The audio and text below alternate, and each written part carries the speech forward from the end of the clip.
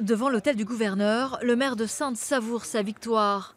Le vieux serpent de mer du projet Saint-Louis est sur le point d'aboutir. Déjà voté, sa signature est imminente. Vaste projet de 52 logements et d'une résidence-service senior avec en point d'orgue un hôtel Mercure. L'établissement 4 étoiles de 70 chambres s'érigera ici. Cette partie de l'ancien hôpital est cédée à une filiale de Bouygues pour 1 200 000 €, loin des 4 millions investis par une précédente mandature pour son acquisition. D'abord, on ne vend pas l'ensemble du site. Il n'y aura que 0,9 hectares de construit sur 3,2 hectares. Donc c'est grosso modo seulement le tiers qui va être construit.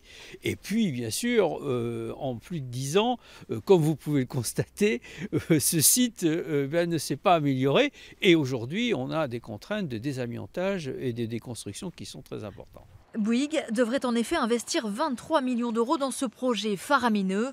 Une locomotive touristique pour la mairie, mais une catastrophe patrimoniale selon ses opposants, car le site abriterait des ruines gallo-romaines. Là, vous avez une illustration des vestiges archéologiques qu'il y a sur ce site. C'est l'ancien rempart dont on voit quelques éléments qui apparaissent. Mais si vous voulez, le site globalement est un site archéologique majeur.